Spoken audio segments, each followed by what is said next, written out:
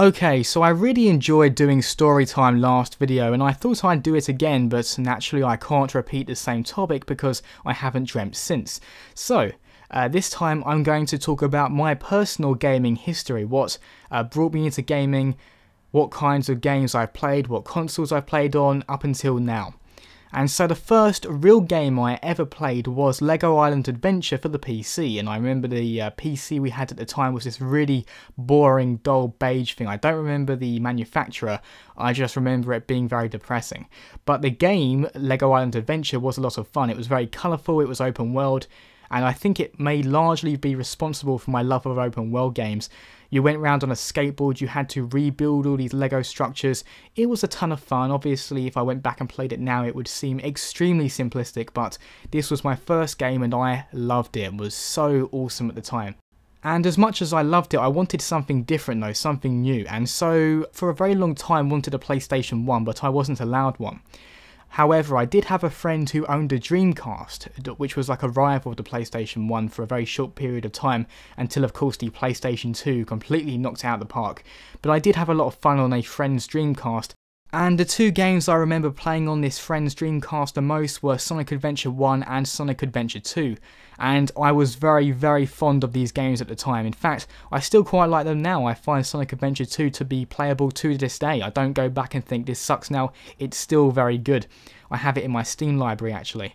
And I still do consider myself a bit of a Sonic fan, a bit of a nostalgic fan to be fair. I don't play many Sonic games anymore, but I am a Sonic fan, hands up. In fact, I'd say I even prefer Sonic over Mario. Oh god, yeah, I said it.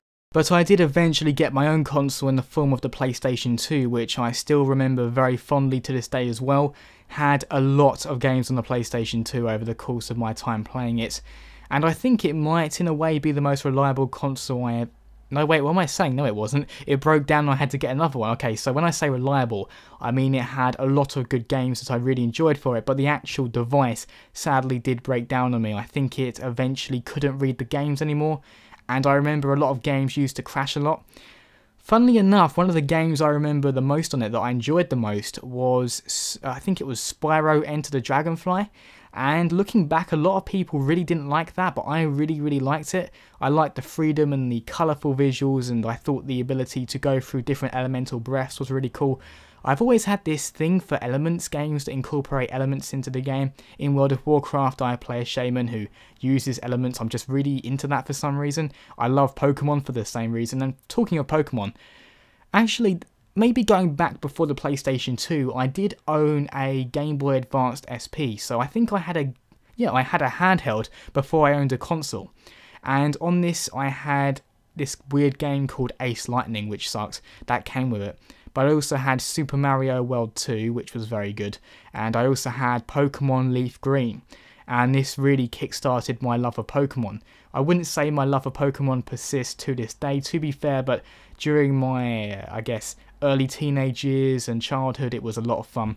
So I played Leaf Green a lot, really had a lot of Pokemon in that. I got a lot of legendaries, I got Mewtwo. I remember that being I think Mewtwo was pretty much my peak in that game. I later went on to get Diamond, but that was of course on the DS.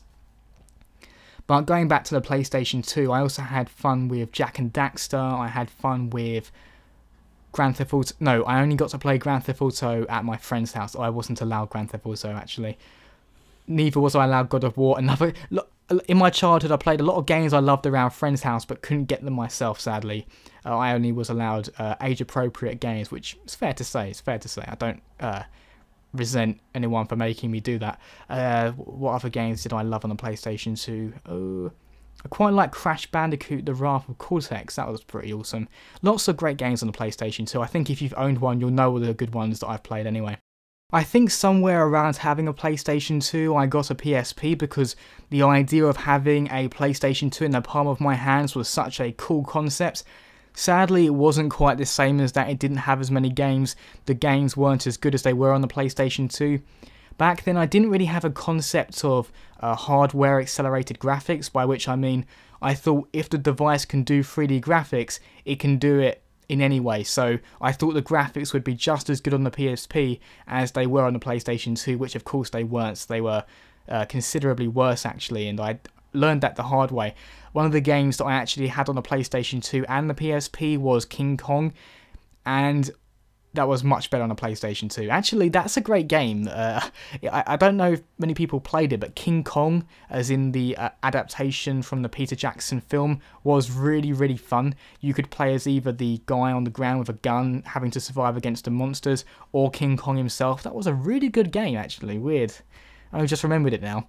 But that aside, so after we got through the PSP, I also got into using an iPod Touch when I eventually got an iPod Touch. That was a really great way of playing mobile games because they were so cheap. That was excellent. You could spend your pocket money and get like 10 of them. And I did eventually go up to... No, wait, I'm not sure if I'm getting the timeline quite right there. So before that, no, it was before, of course it was before that. I got an Xbox 360, and one of the first games I got on that was Halo 3, which I played online. And playing online in a first-person shooter for the first time was both amazing, just conceptually speaking, and also infuriating because I was beaten to death time and time again, and that got quite frustrating. But I think as a result of hitting my head against the wall, metaphorically speaking, and sort of literally speaking in a way, because I did get quite frustrated, I managed to eventually get quite good at it, and now I consider myself to be at least competitive in Call of Duty games as a result. And Halo games. Sorry, Halo and Call of Duty. I played them together, Call of Duty and Halo. I also got a PlayStation 3, and what enticed me to getting a PlayStation 3 was a little unconventional. I saw this game called The Eye of Judgment, and what this game did was it allowed you to put a card under the eye toy, and then a projection like a monster would come out of the card. And the reason I got this at the time, the reason I spent all my Christmas money on getting a PlayStation 3 just for this game, was because I was really into Yu-Gi-Oh at the time, and the idea of an actual game where monsters coming out of the cards was so enticing that I got a PlayStation 3 because of it. But you know, in the end, it turned out the best games on that were... Well, the best game was Uncharted 2. Uncharted 2 was my favourite PlayStation 3 game. So Xbox 360 and PlayStation 3 ran parallel, but somewhere along the line I noticed that games could lag a little bit on consoles, and I thought, I wonder if it's any better on the PC, because we'd at some point got a slightly more powerful PC, and I realised that it was actually much funner to play games on the PC with a 360 controller because the graphics and the frame rates were so much better. That really stuck in my mind at the time. Of course, that's less relevant now because of the new consoles, but it's still the truth, to be fair. Speaking of the new consoles, I have made it fairly clear across my channel that I do favour the PlayStation 4, but that is no disrespect to the Wii U or the Xbox One. They are great in their own way. The Xbox One is certainly improving now since it came out. When it first came out, I was very much against it, but now it's made some great steps in the right direction. It's got some great games coming out for it and on it at the moment. So I do respect it, but I do slightly prefer the PlayStation 4, personally speaking. Of course, you know, everyone has their favourites. So currently speaking, in the present, I am going with the PC and a PlayStation 4 in parallel. And so when I look back at all these different devices that I've played on, I try to decide which has been my favourite, which one had the most games that I really enjoyed on it, which was the most reliable, where have I spent the most time. And funnily enough, it turns out it's actually the Xbox 360. I've played so many great games on the 360. I have a slightly retrospectively soured look at it because one of the last games I played in it was Saints Row 4, which I loved, by the way, but all I remember thinking was this would be so much better on the PC because it lagged like hell, so there was that. But when I honestly look back at the 360, it was such a great device. It was great for third-party games, it had a good number of first-party games, and I still believe that it had the best controller of any console ever to be made before it, and in the future I still use the 360 controller for my PC because I do genuinely believe it to be the best controller ever made. It's solid, it's simple, it's intuitive, it's everything you want out of a controller. I don't even think the Xbox One is an improvement over it. I don't think the PlayStation 4's DualShock 4 is. It's not got any silly features that aren't necessary. It is just a simple, working, beautiful controller. And the 360, for the majority of its lifespan, had very impressive graphics. So that is my gaming history wrapped up and summarised. Of course, if I wanted to go into more detail, this video would be very long, as it would be for anyone. If you have a gaming history that you would like to share, please do let me know in the comments below. I always love to see that stuff. As always, people, thanks very much for watching, and see you next time.